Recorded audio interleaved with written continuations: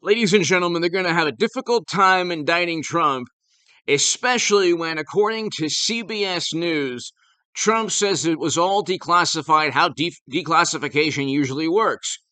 The issue of whether he obtained top secret or special access program intelligence or top secret information isn't an important issue. It's only important for people who are petulant and devastated that Trump hasn't been criminally charged with endless crimes because he's such a horrible human being and he's orange.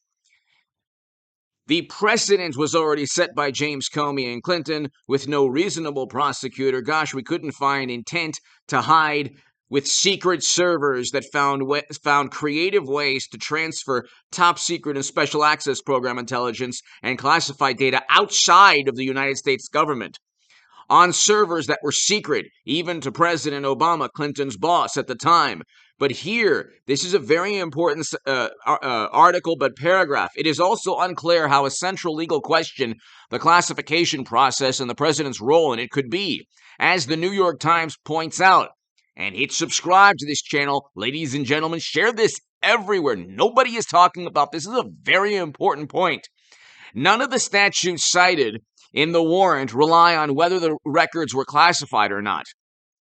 They're trying to get Trump on removing the data. He was president. We'll get to that in a second. But here, the search warrant signed by the Florida magistrate judge entails items, quote, illegally possessed in violation of 18 U.S. Code 793-2071-1519. Okay, the first code, Section 793, and more commonly known as the Espionage Act, applies to defense information. It applies, for instance, to materials illegally removed, quote, from its proper place of custody, that is lost, stolen, or destroyed. Okay, so let's compare the two. Hillary, and I want a Hillary Trump 2024, had top secret and special access program intelligence on email chains where emails and other manners of communication where emails were sent from the United States government outside of the United States government on networks running on servers completely outside the Pentagon or DOD or any intel agency. She communicated with President Obama on servers that were located outside of the U.S. government. Networks that could have been infiltrated, and Comey says, well, we wouldn't have known. And what do you think? Do the math. Of course, almost certainly. According to Michael Hayden also, they were infiltrated. The entire planet knew that America's Secretary of State under President Obama had secret private servers funneling data outside the U.S. government, but keeping her data completely secure from the annoying FOIA requests, but also even from President Obama. The reality was the United States government didn't know what Clinton was doing on her servers, but she knew exactly what the government was doing on their servers because she was able to funnel her team top secret and special access program intelligence. How did that happen? How was she able to connect her network to government networks? It's not even physically possible to do so. Now, I want a Hillary Trump 2024, as you know, for a lot of reasons. But don't tell me, and this has all the markings of a Clintonian public relations stunt. Oh, you see, Trump, he doesn't handle classified data. Oh, but her emails. No, it was servers, secret servers with top secret intel on them for 4 years with 30,000 emails deleted. Okay? Trump didn't delete 30,000. He didn't destroy 30,000 records. And you're trusting Clinton's team that, oh, it was just about, wedding planning or whatever. Yoga. Then they said, well, do you know what the C meant? She didn't know it meant a marking for classified. And so you can look. Then they destroyed cell phones, and servers, and it's like they negotiated with the Federal Bureau of Investigation. But here's the main issue. Trump was not in unlawful possession. Whether or not there could have been a mistake or a problem or, something he shouldn't have done, where's the criminal intent there? If you couldn't find criminal intent with servers, you couldn't even have servers at IBM or Microsoft or McDonald's or anywhere you worked. If you worked at Target, you couldn't plug in your own servers and siphon the corporate data alongside your own personal information. Nobody knew what Clinton did with half of those emails. She could have easily been. I mean, it's feasible, or no, it is theoretically possible that anyone with their own private email server as Secretary of State could have been selling information. How would you know? To adversarial countries. How would you know? How are you so certain, morally superior liberal Democrat who's a wonderful, highly educated, almost always apoplectic, borderline hysterical person, but always highly educated and moral and just? How do you know what Clinton did on those 30,000 emails? You don't know anything. Nobody does. Especially Comey didn't know, and he apparently didn't care. Maybe he did know. Who knows?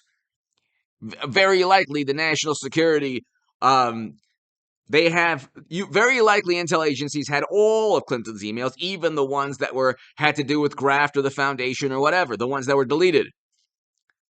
But we don't know. We're relying on Clinton's honesty, the honesty of Bill and Hillary. Good luck. And I want a Hillary Trump 2024, like I always say. But the issue is not whether it was classified. None of the legal statutes talk about that. Quote, it is also unclear how a central legal question, the classification process, how central a legal question the classification process and the president's role in it could be. As the New York Times points out, none of the statutes cited in the warrant rely on whether the records were classified or not. Okay, so they were talking about illegal possession. You're not going to get him on that. He's a former president. Now you're going to set a precedent for future presidents to go to prison, to get indicted for this. They're always taking data, almost certainly classified. Bush did. He had major issues, or his administration at least. But then you had President Obama, who is always by the book, but 30 million unclassified. You know the fact check when Trump said President Obama took classified data? They said, wrong. The National Archives refutes Trump's diabolical, horrible, terrible, mean, false claim. Trump. 30 million unclassified documents. They made a point of saying it was unclassified. PolitiFact, the National Archives even wrote a statement. How do you have 30 million? If Trump came out with 30 million documents, he said these are the best 30 million documents you've ever seen. They're all unclassified. Nobody would believe that. How long did it take the National Archives to read 30 million pages of documents? Okay, that's nonsense. He had his information he wants to hide. The political component of all of this is like, you have the U.S. government, loyalists within the U.S. government, media, Democratic Party, who wants to knock Trump out of 2024. Here's the political angle. We all know this. You'd have to be an imbecile not to realize what's going on. It has nothing to do with the rule of law.